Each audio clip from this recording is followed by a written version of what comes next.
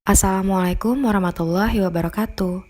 Di video bertema sejarah ini, aku akan membahas tentang kedatangan bangsa-bangsa Eropa di Indonesia. Dimulai pada tahun 1500-an, Indonesia kedatangan bangsa-bangsa dari Eropa melalui jalur laut. Mereka yang pernah datang dan menduduki Indonesia diantaranya Portugis, Spanyol, Inggris, dan Belanda. Tapi jauh sebelum itu, ada banyak hal yang melatar belakangi kenapa bangsa-bangsa Eropa datang ke Indonesia. Yang pertama, adanya perkembangan ilmu pengetahuan dan teknologi. Pada masa Renaissance, ilmu pengetahuan dan teknologi berkembang pesat. Salah satunya adalah teori heliosentris yang dikemukakan oleh Kopernikus.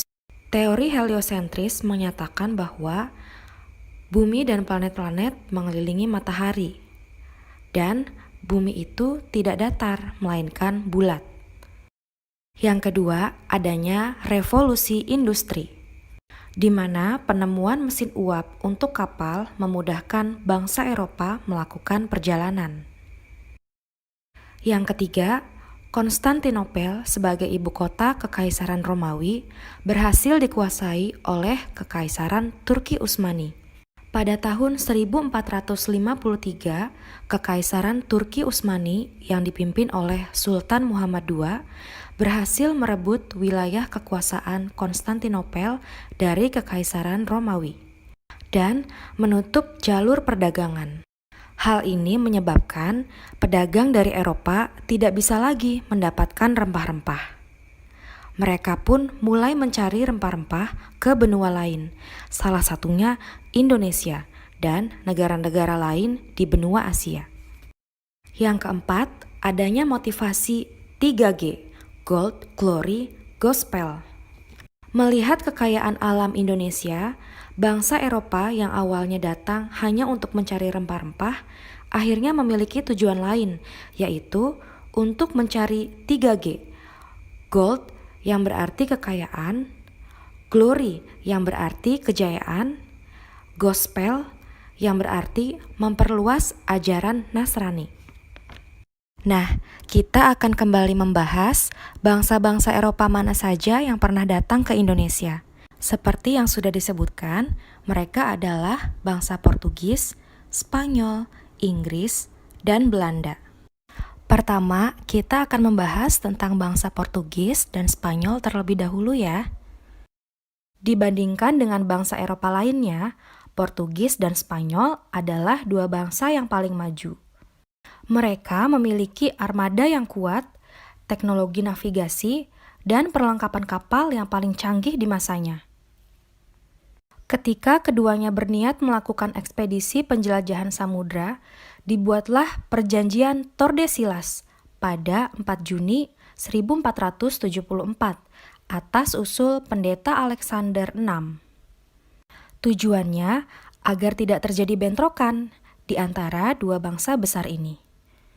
Isi perjanjian Tordesillas adalah pembagian arah pelayaran, di mana Portugis memiliki hak untuk berdagang dan berlayar ke arah timur, dan Spanyol memiliki hak untuk berdagang dan berlayar ke arah barat. Portugis mulai melakukan ekspedisi pada tahun 1487 ke arah timur.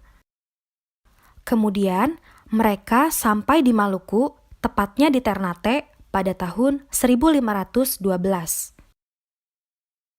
Kedatangan mereka disambut baik oleh kerajaan Ternate, karena Ternate membutuhkan bantuan Portugis untuk melawan kerajaan Tidore.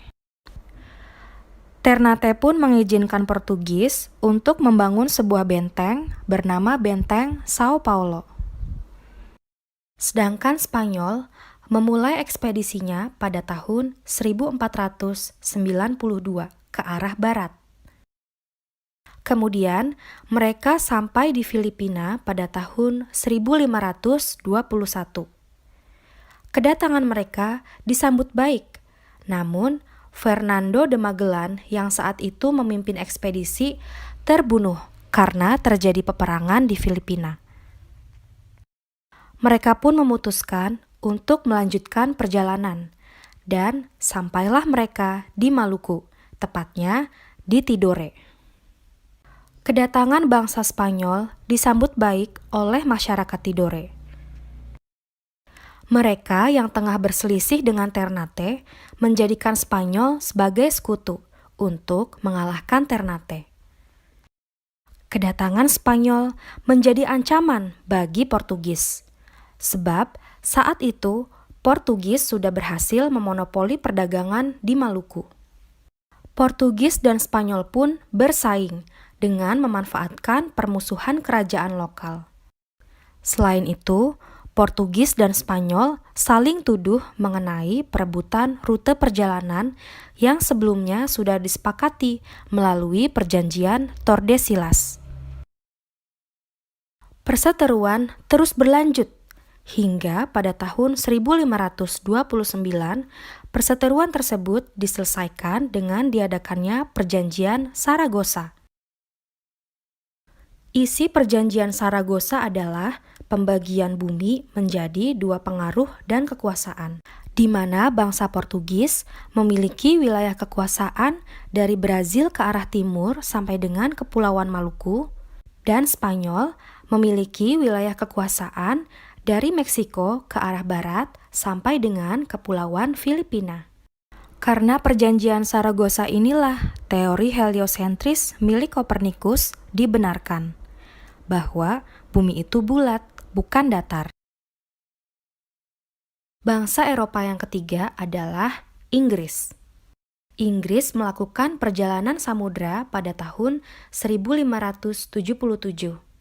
Inggris mengikuti rute perjalanan Spanyol ke arah barat dan tiba di Ternate pada tahun 1579.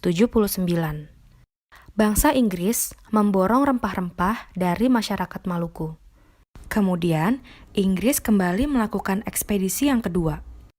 Sebelum sampai ke Indonesia, Inggris berhasil menguasai India dan mendirikan EIC, East India Company, sebuah perusahaan dagang milik Inggris.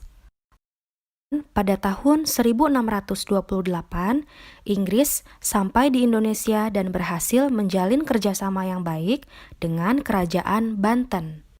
Banten mengizinkan Inggris mendirikan pangkalan dagang dan benteng.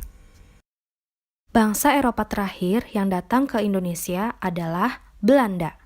Keberhasilan Portugis dan Spanyol dalam melakukan ekspedisi mendorong bangsa Belanda untuk melakukan hal yang sama. Pada tahun 1595, Belanda melakukan ekspedisi melalui rute timur. Tepatnya pada tanggal 23 Juni 1596, kapal Belanda berhasil mendarat di Pelabuhan Banten. Saat itu, ekspedisi Belanda dipimpin oleh Cornelis de Houtman. Namun, Belanda diusir oleh penduduk pesisir Banten karena mereka bersikap kasar dan sombong. Selanjutnya pada tahun 1598, bangsa Belanda kembali mendatangi Banten. Kali ini, kedatangannya diterima oleh masyarakat. Belanda pun berhasil menguasai perdagangan. Mereka mendirikan perusahaan dagangnya di Indonesia yang diberi nama VOC pada tahun 1602. Kemudian pada tahun 1605, VOC menyerang benteng Portugis di Maluku. Portugis pun terpaksa mundur ke Timor Leste. Kemenangan Belanda atas Portugis inilah yang menjadi jalan masuknya penjajahan kolonialisme di Indonesia selama 3,5 abad. Sekian video sejarah kali ini. Semoga ilmu yang aku sampaikan bermanfaat untuk kalian. Terima kasih.